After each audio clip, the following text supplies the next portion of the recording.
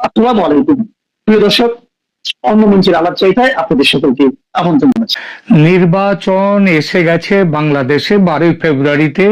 মোটামুটি ধরেই নেওয়া যায় এই নির্বাচন হচ্ছে। অনেকেই যদিও এখনো সংশয় প্রকাশ করছেন নির্বাচন হবে কি হবে না সেটা নিয়ে, কিন্তু যা দেখা যাচ্ছে, শোনা যাচ্ছে, বোঝা যাচ্ছে, তাতে নির্বাচন পেছাবার কিংবা নির্বাচন স্থগিত রাখার এই মুহূর্তে সম্ভাবনা খুবই কম। তো নির্বাচনের প্রচার শুরু হয়ে গেছে পুরো মাত্রায়। নির্বাচনী প্রচারে মোহাম্মদ ইউনূস গত মঙ্গলবার ঢাকায় একটা দক্ষিণ এশিয়ার শিক্ষা ব্যবস্থা নিয়ে একটি সেমিনার, সেই সেমিনারে আয়োজিত হয়েছিল এবং সেখানে তিনি অংশ নিয়েছিলেন, ভাষণ দিয়েছেন। সেই সেমিনারে তিনি পরোক্ষে কিংস পার্টি হিসেবে পরিচিত বা তার নিজের রাজনৈতিক দল হিসেবে পরিচিত এনসিপির নির্বাচনী সাফল্য নিয়ে আশা প্রকাশ করেছেন। তার এই পরোক্ষ প্রচার প্রশ্ন তুলেছে জনমনে এই সরকারের নিরপেক্ষতা নিয়ে। এই সন্দেহ ঘনীভূত হচ্ছে ক্রমশই যে এই নির্বাচন কি আদৌ নিরপেক্ষ, ফ্রি অ্যান্ড ফেয়ার ইলেকশন হবে। অন্তর্ভুক্তিমূলক যে হবে না সেটা তো জানাই আছে, আওয়ামী লীগ এখানে অংশ নিতে পারেনি। কিন্তু এই প্রশ্ন উঠছে, এই নির্বাচন কি গত বছরের যে জুলাই অভ্যুত্থান বা জুলাই ষড়যন্ত্র যাই বলুন না কেন, সেই মেটিকুলাস ডিজাইনের একটা এক্সটেনশন, প্রসারণ কি এই নির্বাচন? এই বিষয়টি আলোচনার জন্য এই প্রতিবেদন। যে কথা দিয়ে শুরু করেছিলাম, ঢাকায় দক্ষিণ এশিয়ার শিক্ষা ব্যবস্থা নিয়ে আয়োজিত সেমিনারে ডক্টর ইউনূসের বক্তব্য এবং এর রাজনৈতিক প্রভাব নিয়ে বিশ্লেষকদের মধ্যে রীতিমতো প্রশ্ন উঠেছে।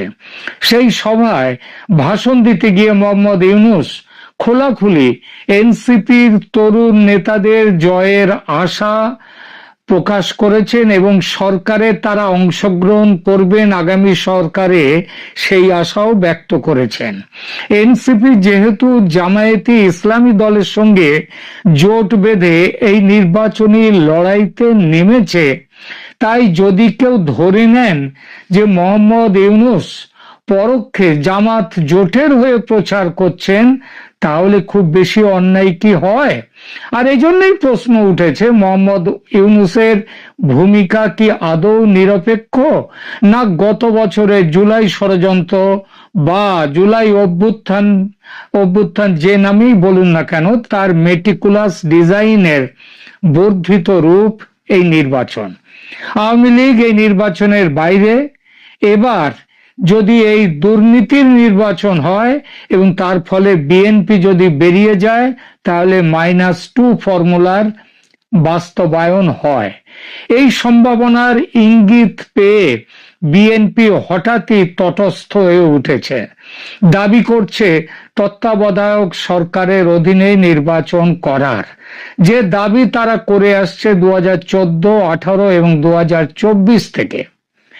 আপনারা জানেন যে আদালতের বিচারে, আদালতের ঘোষণায় আদালত বলে দিয়েছে তত্ত্বাবধায়ক সরকারের অধীনে নির্বাচন ব্যবস্থা ফিরে আসার। কিন্তু এটা আবার তার মধ্যে অদ্ভুতভাবে জুড়ে দিয়েছে যে এবারের নির্বাচনটা নয়, অর্থাৎ 2026-এ যে নির্বাচন হতে যাচ্ছে, এটা কেয়ারটেকার সরকার করবে না, তত্ত্বাবধায়ক সরকার করবে না, এটা বর্তমান সরকার করবে। তাহলে বিএনপি তখনও কিন্তু এর বিরোধিতা করেনি, সেভাবে আদৌ করেনি। এতদিন যে এই দাবি করেনি যে তত্ত্বাবধায়ক সরকারের দাবি, তার কারণ আওয়ামী লীগের অবর্তমানে এবং তারেক জিয়ার আগমনে জয়ের ব্যাপারে এতটাই নিশ্চিত ছিল বিএনপি যে এসব ভাবার সময় ছিল না তাদের। এখন নির্বাচন যত এগিয়ে আসছে, নির্বাচনের মুখে এসে কানে জল ঢুকছে বিএনপি নেতৃত্বের, কিন্তু বড় দেরি হয়ে গেছে। এখন একমাত্র ভরসা একটা জায়গা, সেই জায়গাটার কথা বলবো। তবে তার আগে সেই ভরসার কথায় পরে আসছে, তার আগে মোহাম্মদ ইউনূসের মেটিকুলাস ডিজাইনের এক্সটেনশন হিসেবে এই যে নির্বাচন হতে চলেছে এবং এই যে তিনি এক সমর্থনে দাঁড়ালেন তরুণ ছাত্র নেতাদের, এই যে এটা কিভাবে এটা বিবেচনা দেখছে মানুষ, সেটা দেখা যাক। দেখুন, রাজনীতিতে কোনো রাষ্ট্রপ্রধান বা সরকার প্রধান যখন কোনো নির্দিষ্ট দলের আদর্শের সাথে সহমতের কথা বলেন, তখন তাকে পরোক্ষ প্রচার হিসেবে গণ্য করতেই হয়। এনসিপি, জাতীয় নাগরিক পার্টি, এই দলটিকে অনেকেই বৈষম্য বিরোধী ছাত্র আন্দোলনের রাজনৈতিক উইং বা বর্তমান সরকারের ঘনিষ্ঠ দল হিসেবে দেখেন। এই দল ইউনূসের নিজের দল বা কিংস পার্টি, এটাও সবাই বলেন। ডক্টর ইউনূস যখন শিক্ষা বা সংস্কারের কথা বলতে গিয়ে এমন কোন আকাঙ্ক্ষা প্রকাশ করেন যে এনসিপির ইশতেহারের সাথে হুবহু মিলে যায়, তখন তিনি এনসিপির তরুণ নেতাদের জয়ের ব্যাপারে আশা প্রকাশ করেন এবং তখন সাধারণ ভোটারদের মনে এটি একটি বার্তা দেয় যে সরকার এই নতুন শক্তিকেই ক্ষমতায় দেখতে চায়। একে রাজনৈতিক ভাষায় বলা হয় সফট এন্ডোর্সমেন্ট। জামাত এই এনসিপি দলের সঙ্গে জোট করে নির্বাচনী ময়দানে রয়েছে, সুতরাং মোহাম্মদ ইউনূসের এই এন্ডোর্সমেন্ট এটা জামাতের পক্ষেও যায়। আর এখানেই আসে মেটিকুলাস ডিজাইনের এক্সটেনশন হিসেবে পরিকল্পিত নির্বাচনের তথ্যটি। পরিস্থিতি ইঙ্গিত দেয় -2 ফর্মুলার বাস্তবায়ন হতে চলেছে। পুরনো বড় দুই দলকে সরিয়ে একটি নতুন রাজনৈতিক শক্তি আনার যে তত্ত্ব ছিল, সেই দিকে আন্তর্জাতিক ও দেশীয় বিশ্লেষকদের মতে এর পেছনে কিছু কারণ আছে। একটা হচ্ছে বিরাজনীতিকরণ বনাম নতুন রাজনীতি। সমালোচকদের মতে গত বছরের গণ অভ্যুত্থানের পর থেকেই একটি বিশেষ মহল, তার মধ্যে বিদেশি মহলও আছে, তারা চেষ্টা করছে যাতে বিএনপি বা আওয়ামী লীগের মতো পুরনো ঘরানার রাজনীতির বদলে নতুন কোন দল ক্ষমতায় আসে, ওই নাগরিক শক্তির একটা জব্বা আলখাল্লা পরে। আন্তর্জাতিক প্রভাবও আছে এর পেছনে। বললাম যেটা, পশ্চিমা দেশগুলো বিশেষ করে যুক্তরাষ্ট্র অনেক দিন ধরেই বাংলাদেশে একটি তৃতীয় ধারার রাজনীতির উত্থান দেখতে চেয়েছিল, যারা দুর্নীতিমুক্ত হবে, গণতান্ত্রিক মূল্যবোধে বিশ্বাসী হবে। ডক্টর ইউনূসের বিশ্বব্যাপী গ্রহণযোগ্যতা এই ডিজাইন বাস্তবায়নের একটি বড় হাতিয়ার হতে পারে বলে তাকে ক্ষমতায় বসানো হয়েছিল এবং তাকে নিয়েই এই ডিজাইনটা তৈরি হয়। এই ডিজাইনের মূল কারিগর ডিপ স্টেট ও আমেরিকা এবং মোহাম্মদ ইউনূস তার সঙ্গে একদম অঙ্গাঙ্গিভাবে যুক্ত। দুর্নীতিমুক্ত গণতান্ত্রিক মূল্যবোধের ব্যাপারে অন্তর্বর্তী সরকারের গত 15 মাসের রেকর্ড শেখ হাসিনার 15 বছরের রেকর্ডকে ভেঙে দিয়েছে। এটা জেনেও আমেরিকা এই সরকারের পেছনে, ইউনূসের পেছনে এখনো দাঁড়িয়ে আছে। America free fair and inclusive ইলেকশনের কথা বলে কেবল লিপ সার্ভিস হিসেবে বলতে হয়, নইলে ইউনূসের সাধ্য নেই নিজের মতে চলা, আমেরিকার প্রস্তাবকে অস্বীকার করা। আমেরিকা চায় বাংলাদেশে একটা পুতুল সরকার, সেই অবস্থানে এখনো তারা অনড়। আর বিএনপি এতদিন পরে কেন উদ্বিগ্ন হলো? বিএনপির অভিযোগের বাস্তব ভিত্তি এখানেই। তারা এখন মনে করছে লেভেল প্লেইং ফিল্ড নেই। সরকার প্রধান, কারণ সরকার প্রধান যদি কোনো বিশেষ দলের পক্ষে, সে সরাসরি হোক, প্রত্যক্ষ হোক বা পরোক্ষ কথা বলেন, তবে প্রশাসনের কর্মকর্তারা ওই দলের হয়েই কাজ করবে। তত্ত্বাবধায়ক বনাম অন্তর্বর্তী সরকারের বিএনপি যে তত্ত্বাবধায়ক সরকার চেয়েছিল, তার মূল বৈশিষ্ট্য ছিল এই তত্ত্বাবধায়ক সরকার কোনো নীতিগত সিদ্ধান্ত নেবে না বা কোনো দলের হয়ে কথা বলবে না, নিরপেক্ষতা বজায় রাখবে। কিন্তু বর্তমান সরকার যদি এনসিপির মতো কোনো দলকে প্রমোট করে, যদি পরোক্ষে জামাতকে প্রমোট করে, জামাতের জোটকে প্রমোট করে, তবে বিএনপির কাছে এটি নিরপেক্ষ থাকে না। বিএনপি এখানে কিন্তু দেখতে পারে, ভবিষ্যতে পেছনে আগুন আছে সেটা দেখতে পারে। আন্তর্জাতিক বিশ্লেষকদের সাম্প্রতিক পর্যবেক্ষণ বলছে, যেমন ধরুন থিঙ্ক ট্যাঙ্ক বিভিন্ন, যেমন দ্য ইকোনমিস্ট বা নিকেই এশিয়া জাপানের, এরা উল্লেখ করছে যে ডক্টর ইউনূস দীর্ঘমেয়াদী সংস্কারের নামে ক্ষমতায় থেকে যাওয়ার যে এজেন্ডা নিয়েছেন তা বাস্তবায়নের জন্য তার একটি সহায়ক রাজনৈতিক শক্তি প্রয়োজন। জামাত জোট যদি জেতে তাহলে ইউনূস পরবর্তী রাষ্ট্রপ্রধান থাকবেন, এটা মোটামুটি নিশ্চিত। যদি এনসিপি সেই শক্তি হিসেবে, এই সহায়ক রাজনৈতিক শক্তি হিসেবে এনসিপি এসেছে এবং ইউনূস তাদের সমর্থন দিচ্ছেন, এবং এটা যখন দিচ্ছেন তখনই নির্বাচনের গ্রহণযোগ্যতা নিয়ে বড় প্রশ্ন উঠছে। এবং এটা গত 15 বছরের মতো বিএনপি যে অভিযোগ করেছিল সেরকম আর একটি নিয়ন্ত্রিত নির্বাচনের দিকে যাচ্ছে। বিএনপি এখানেই ভয় পাচ্ছে, কিন্তু ভয়ের অনুভূতিটা এলো অনেক পরে। এখন তাদের সামনে একমাত্র ভরসার জায়গা, একটু শুরুতে যে কথাটা বলতে গিয়ে ভরসার জায়গাটা বলিনি সেটা এখন বলি। ভরসার জায়গা আর কেউ নয়, ভরসার জায়গা ভারত। হ্যাঁ, একমাত্র ভারতই ভরসার জায়গা। নিজের ভূমিকা কি হতে পারে ভারত তার ইঙ্গিত স্পষ্ট করছে। ভারতের সেনাপ্রধান জেনারেল উপেন্দ্র দ্বিবেদী দিন চারেক আগে এক সাংবাদিক বৈঠকে তাকে প্রশ্ন করা হয় বাংলাদেশ সেনাবাহিনীর সঙ্গে নির্বাচন নিয়ে তার কোনো কথা হয়েছে কিনা। উত্তরে তিনি স্পষ্ট বলেন, হ্যাঁ, তাদের মধ্যে নিয়মিত যোগাযোগ আছে এই ব্যাপারে। বিভিন্ন সূত্র থেকে খবর পাওয়া যাচ্ছে ওয়াকার উজ্জামানকে চাপ দিয়ে ভোটে জামাত জোটের পক্ষে কাজ করার প্ল্যান বর্তমানে একটু থিতিয়ে গেছে। থিতিয়ে যাওয়ার কারণও একটা বড় কারণ, সেটা হচ্ছে আমেরিকার ট্রাম্প সাহেব তার নিজের গদি এত টলমল করা শুরু করেছে। এই ভেনেজুয়েলা নিয়ে, গ্রিনল্যান্ড নিয়ে তিনি এত বেশি ব্যস্ত, এবং নিজের গদি বাঁচানো নিয়ে, কারণ রিপাবলিকানরা তার বিরুদ্ধে চলে যাচ্ছে, তারা তার বিরুদ্ধে গিয়ে ভোট দিচ্ছে, তা মানে সই করছে তার বিরুদ্ধে। সুতরাং ট্রাম্প সাহেব এখন বাংলাদেশের দিকে নজর দিতে পারছেন না। যেটুকু চাপ আসছে, পাকিস্তান জামাতের হয়ে চাপ দিচ্ছিল সেনাপ্রধানকে, কিন্তু সেই চাপটা একটু থিতিয়ে গেছে। এবং বাংলাদেশ সেনাপ্রধান জেনারেল দ্বিবেদীর কথা থেকে এটা বুঝতে অসুবিধা হয় না, বাংলাদেশ সেনাপ্রধান কথা দিয়েছে নিরপেক্ষ থাকার।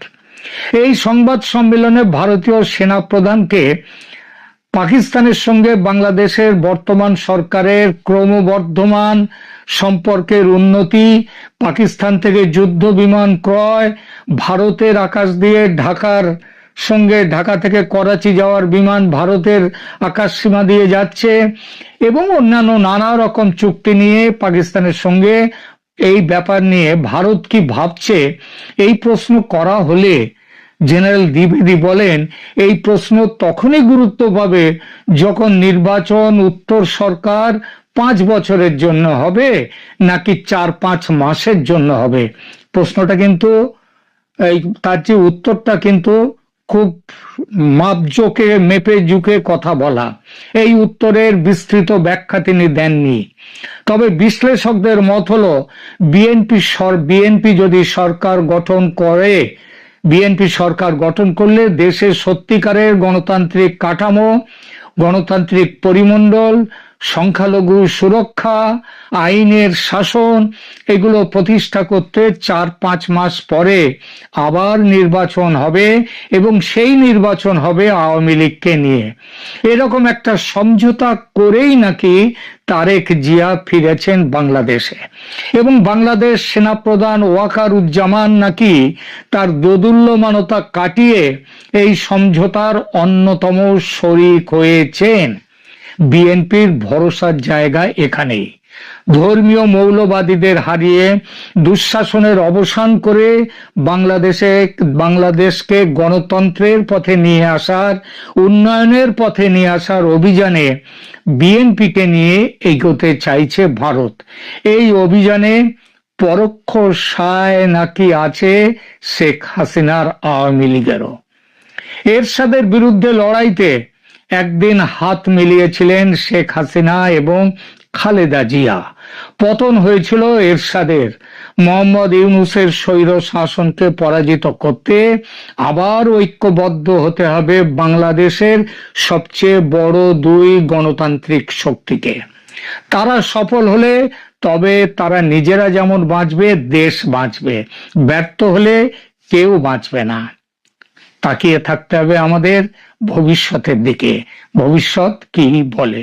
হঠাৎ ভারতীয় সেনা প্রধানের কণ্ঠে বাংলাদেশ সেনাবাহিনীর প্রশংসা কেন? গতকাল মঙ্গলবার ভারতীয় সেনাবাহিনীর বাৎসরিক সংবাদ সম্মেলনে ভারতীয় সেনা প্রধান উপেন্দ্র দ্বিবেদী নানা বিষয়ে কথা বলেছেন। বাংলাদেশ বিষয়ে, পাকিস্তান বিষয়ে, অপারেশন সিঁদুর বিষয়ে। এর মধ্যে বাংলাদেশ চ্যাপ্টার তার আলাপের মধ্যে একটা গুরুত্বপূর্ণ স্থান জুড়েছিল। বিশেষ করে সাংবাদিকদের প্রশ্নের উত্তরে তিনি বাংলাদেশ প্রসঙ্গে কথা বলেছেন। বলা যায় বাংলাদেশের সেনাবাহিনী, সশস্ত্র বাহিনী, সেনা, নৌ, বিমান, তিন বাহিনীরই তিনি প্রশংসা করেছেন। আপনারা জানেন যে শেখ হাসিনা সরকার পতনের পর থেকেই বাংলাদেশ ভারত সম্পর্কের অবনতি হয়েছে। বাংলাদেশে ভারত বিদ্বেষ হয়ে উঠেছে পাকিস্তানপন্থী কট্টরপন্থীদের হাতিয়ার। যদিও ইউনূসের নেতৃত্বাধীন অন্তর্বর্তী সরকারের আমলে ভারত বাংলাদেশ সামরিক যোগাযোগ স্বাভাবিক রয়েছে। মঙ্গলবার এই কথা জানালেন ভারতের সেনাপ্রধান জেনারেল উপেন্দ্র দ্বিবেদী। এরপরেও প্রশ্ন উঠছে সেভেন সিস্টার্স নিয়ে ক্রমাগত হুঁশিয়ারির পর কি পদক্ষেপ করবে ভারতীয় সেনাবাহিনী? বাংলাদেশি সেনার অবস্থাই বাকি। এদিনই সেনাপ্রধান পাকিস্তানকে হুঙ্কার দেন। অপারেশন সিঁদুরে ভারতীয় সেনাবাহিনী পাকিস্তানে ঢুকে মরণ কামড় বসাতে প্রস্তুত ছিল।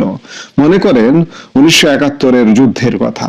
ইসলামাবাদকে সতর্ক করে জানান অপারেশন সিঁদুর এখনো জারি রয়েছে। ভবিষ্যতে কোনো ভারতের দিকে দৃষ্টি দিলে তার কড়া জবাব দেওয়া হবে। 71-এর যুদ্ধ প্রসঙ্গে উঠলে আসে বাংলাদেশ প্রসঙ্গ।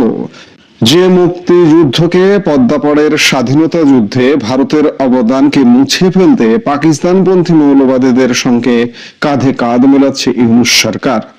দ্বিবেদীর যুক্তি হলো অন্তর্বর্তী সরকার বেশি দিনের নয়। তিনি বলেন যদি সেখানে অন্তর্বর্তী সরকার থাকে তারা যে পদক্ষেপ করছে তার মেয়াদ কতদিন, 4-5 বছর নাকি 4-5 মাস? সেটা থেকেই আমাদের বুঝতে হবে যে পদক্ষেপ করছে তার প্রেক্ষিতে দ্রুত প্রতিক্রিয়ার প্রয়োজন আছে কি নাই।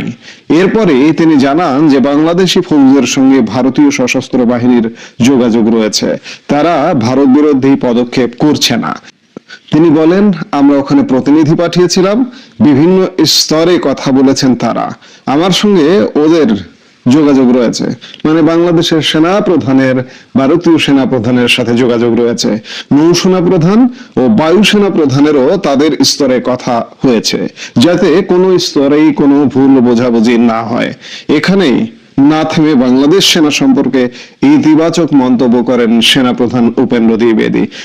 তিনি বলেন আজকের দিনে ওদের তিন বাহিনী, বাংলাদেশের সেনা, নৌ, বিমান বাহিনী যে পদক্ষেপ করছে তা ভারত বিরোধী নয় কোনোভাবেই।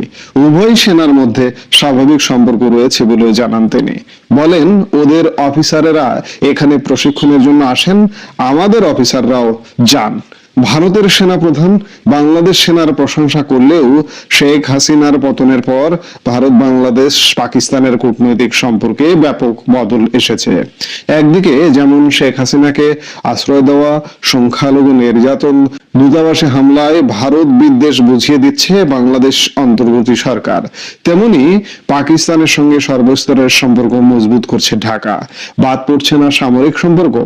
এর মধ্যে রয়েছে দুই দেশের সেনা কর্মকর্তাদের ঘন ঘন বৈঠক, যৌথ যুদ্ধ মহড়া, এমনকি পাকিস্তান থেকে চীনের তৈরি J-17 যুদ্ধ বিমান কিনতে চলেছে বাংলাদেশ। এখন দেখার বিষয় কোন দিকে গড়াবে জল। যাই হোক, সত্যিকার অর্থে ভারতীয় সেনা প্রধান খুব গুরুত্বপূর্ণ কথা বলেছেন বাংলাদেশ প্রসঙ্গে, যে সরকারটাকে অন্তর্বর্তী সরকার, এবং এই অন্তর্বর্তী সরকারের পদক্ষেপ কয়দিনের, 3 মাস, 5 মাস নাকি 5 বছরের? এই অন্তর্বর্তী সরকার যে কর্মকাণ্ড করছে আসলে এগুলো আমলে নেওয়ার নয়, এবং সত্যিকার অর্থে ভারতীয় সেনাবাহিনী বলুন কিংবা ভারত সরকার বলুন, এই সরকারের কর্মকাণ্ডকে আমলে নিচ্ছে না। এমনকি এই সরকারের সাথে দেখা সাক্ষাৎ পর্যন্ত হয় না।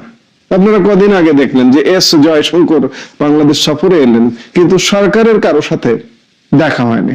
সরকারের কেউ যে পড়ে যদি দেখা করে, আসিফ নজরুল কিংবা এই যে খলিলুর রহমান জয়শঙ্করের সাথে সাক্ষাৎ করেছিলেন, তিনি যেখানে ছিলেন, যে স্পটে ছিলেন, সেখানে সাক্ষাৎ করেছেন।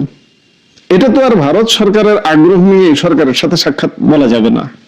আবার সেনাবাহিনী যে পদক্ষেপগুলো করছে, এখন পর্যন্ত সেনাবাহিনী বা সশস্ত্র বাহিনী, 3 বাহিনী, সেনা, নৌ, বিমান, তার মধ্যে তারা কোনো ভারত বিদ্বেষী কর্মকাণ্ড খুঁজে পাননি। তারা বাংলাদেশে প্রতিনিধিও পাঠিয়েছেন, এর মধ্যে পাঠিয়েছিলেন। সোজা কথা, সেনাবাহিনী, সশস্ত্র বাহিনীর তরফ থেকে ভারত বিদ্বেষী কোনো কর্মকাণ্ড সেনাবাহিনী অন্ততপক্ষে দেখছে না। কারণ সেনাপ্রধান উপেন্দ্র দ্বিবেদী তার বক্তব্যে যথাযথভাবেই বললেন যে আমাদের সেনাবাহিনীর সঙ্গে যেমন যোগাযোগ আছে, তিনি যে সেনাপ্রধান, বাংলাদেশের সেনাপ্রধানের সাথে যোগাযোগ আছে। আবার বিমান বাহিনী, নৌবাহিনী, তাদের স্ব ক্ষেত্রে যোগাযোগ হচ্ছে। অফিসারদের মধ্যে আদান প্রদান হয়, তাদের অফিসাররা ভারতে, বাংলাদেশে আসে, বাংলাদেশের অফিসাররা ভারতে ট্রেনিং করতে যায়। অর্থাৎ কোনোভাবে ভারত বিরোধিতা সেনাবাহিনীর মধ্যে অন্ততপক্ষে পরিলক্ষিত নয়। আমাদের সোসাইটিতে, আমাদের সমাজে, আমাদের রাজনৈতিক অঙ্গনে, আমাদের সরকারে ভারত বিরোধিতা থাকলেও সেনাবাহিনী বা সশস্ত্র বাহিনীতে যে ভারত বিরোধিতা নেই, এটি খুব স্পষ্ট করে উপেন্দ্র দ্বিবেদী বলেছেন, এবং তারা বাংলাদেশের প্রতিনিধি পর্যন্ত পাঠিয়েছেন। আমি বরাবরই বলি না যে ভারত কি আসলে চুপচাপ আছে? তারা প্রস্তুত হয়ে রেডি আছেন, কিন্তু বাংলাদেশকে এখনই হামলে পড়ার মতো পরিস্থিতি নয়। তারা আসলে দেখছে, সত্যিকার অর্থে তারা দেখছে বলতে, এই যে একটা অন্তর্বর্তী সরকার বেল ছাড়া, বেল ভাষাটা এইভাবেই ব্যবহার করলাম, ইউনুসের প্রেস সচিব কোন এক বক্তব্যে বলেছিলেন আওয়ামী লীগের বেল নাই। আসলে বেল নাই সরকারের, এই তত্ত্বাবধায়ক বা অন্তর্বর্তী সরকারের বেল নাই। বেল দিচ্ছে না কেউ, সারা পৃথিবীর কেউ দিচ্ছে না, ভারত দিচ্ছে না, ভারতের সেনাবাহিনী যে দিচ্ছে না, এটি উপেন্দ্র দ্বিবেদী আর একবার বুঝিয়ে দিলেন। যার কারণে আমলে নেওয়ার কিছু নেই। এরা যতই পাকিস্তান প্রীতি করুক না কেন, এখনো কিছু হবে না। এবং সত্যিকার অর্থে অপারেশন সিঁদুর কিন্তু এখনো জারি আছে, এই হুঁশিয়ার এটাও দিয়েছেন ভারতীয় সেনাপ্রধান উপেন্দ্র দ্বিবেদী। যাই হোক, একটা নির্বাচিত সরকার এলেও যদি সমাজ, সোসাইটি, রাজনীতি ভারত বিরোধী রিয়েক্ট করে, কিংবা সশস্ত্র বাহিনী যদি রিয়েক্ট করে, তখন নিশ্চয়ই ভারত পদক্ষেপ করবে। আপনারা জানেন ভারতের প্রস্তুতি কি পরিমাণ, কি অবস্থা, সীমান্তে কেমন প্রস্তুতি, বাংলাদেশ সীমান্তে। আমরা হয়তো 12 ফেব্রুয়ারির পর নির্বাচিত সরকার এলে, সরকার আসার পরে সেই সরকারকে তো নিশ্চয়ই গুনবে ভারত সরকার, ভারতের সেনাবাহিনী। যে সেই সরকার যে কর্মকাণ্ড করবে, সেটা তো একটা 5 বছর মেয়াদী, তাই না? 5 বছর থাকতে পারবে কিনা, নাকি 5 মাস থাকবে, সেটা বিবেচ্য বিষয় নয়। কিন্তু ভারত সরকার কিংবা ভারতের সেনাবাহিনী এটি মাথায় নিয়ে কাজ করবে। কিন্তু এখনকার সরকারকে মনে করছে ঠুনকো একটা সরকার, যে কোনো মুহূর্তে উড়ে যাবে, উড়ে যাওয়ার সময় এসে গেছে। এমনি স্বাভাবিক নিয়মে যেহেতু বাংলাদেশে কোনো চাপ তৈরি হয়নি, এই সরকার 1.5 বছর কাটিয়ে গেল। কিন্তু এই যে নির্বাচন হচ্ছে, নির্বাচন হয়ে সরকারের লোকজনকে চলে যেতে হবে। তার পরবর্তী সময় কি হবে, সেগুলোই বিবেচ্য বিষয়। ভারতীয় সেনা প্রধান উপেন্দ্র দ্বিবেদীর কথায় এটি বেরিয়ে এলো, এবং এখন পর্যন্ত ইতিবাচক ভাবেই দেখছে বাংলাদেশের সশস্ত্র বাহিনীকে, ভারতের সেনাবাহিনী বা সশস্ত্র বাহিনী, সেটির বহিঃপ্রকাশ ঘটলো উপেন্দ্র দ্বিবেদীর কথায়। এই মুহূর্তে এ পর্যন্ত।